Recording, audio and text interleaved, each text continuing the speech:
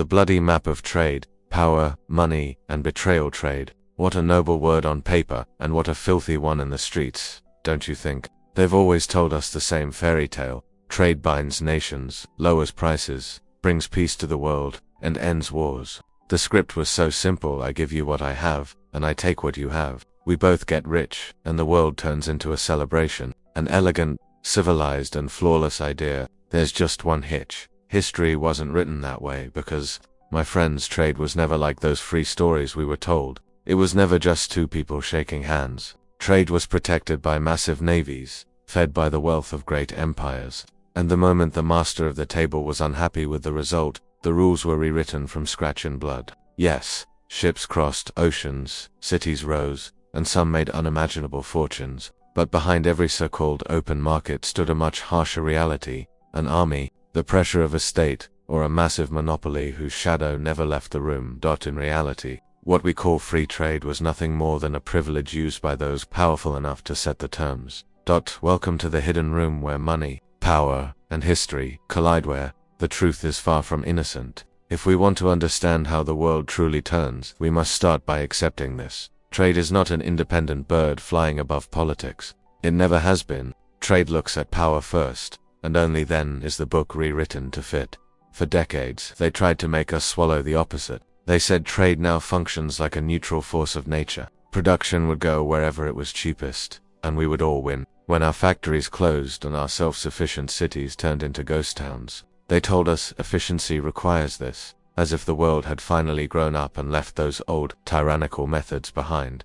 But dig a little deeper and you see how absurd this story is. Who can call a system free when it's held together by warships, sanctions, reserve currencies, and the threat of economic strangulation? The marketing strategy was brilliant, but the machinery under the counter was rusty and bloodstained.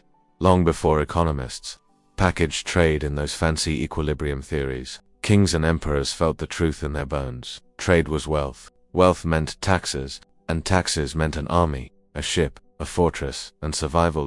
In the old world, states didn't see a peaceful marketplace when they looked at trade. They saw a battlefield. Whoever held the routes, the ports, and the raw materials gathered the power. From the 16th to the 18th century, this was Europe's operating system: mercantilism. In other words, your gain meant my loss. Colonies were enslaved so the emperor at the center could eat cheaply. Raw materials in, finished goods out. This system was built so one side would get rich while the other sank into an inescapable swamp of dependency. Global trade was not born from a peaceful handshake, but from parceling out the world using force. Look at England. In the 19th century, they became the champions of free trade.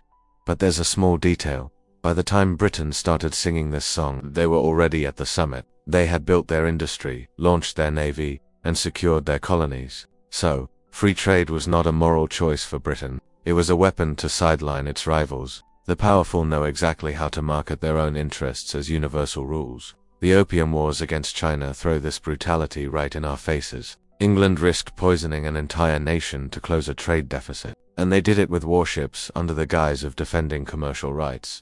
There you have it, the purest form of free trade state, firing its cannons to create a dirty market.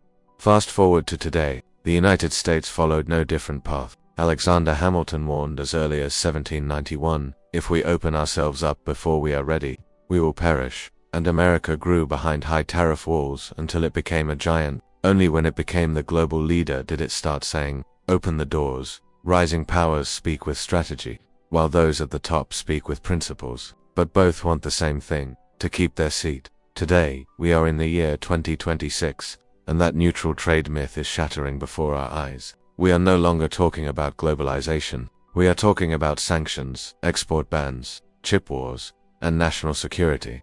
The great powers have stopped the theater. They are openly using trade as a weapon. The West thought China would change when it was brought into the system. But China rose with its own rules, its state mind, and with patience. Now the world is realizing a bitter truth. If the key to everything from your medicine to your weapons, your phone to your energy is in the hands of your rival, that efficiency tale suddenly turns into a national security crisis.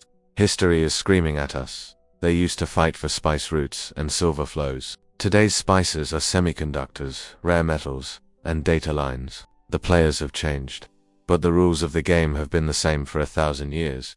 When trade systems become weapons, it's not just the bosses who pay the price. That price reflects on the label at the grocery store, the inflation in your pocket, and your anxieties about tomorrow. This world, built on maximum efficiency, is very comfortable when things are running smoothly. But when a crisis hits, the bill for that hidden dependency is cut very deep. Friends, trade is not evil. It connects people, makes life easier, and creates wealth. But it is never neutral. Every trade reflects the balance of power of its day. The next time you hear someone talk about the natural and peaceful power of trade, remember this story. Think of the Opium Wars, the navies, and the apocalypse that breaks out when someone controls a vital switch. Remember, open markets always rely on that clenched fist in the background. And never forget this truth. Trade follows power first, theory second. It has always been this way, and it always will be. If this perspective has added something to you, join us. The answers to the questions are on the dusty shelves of history. I am simply showing you where to look. Stay with the truth.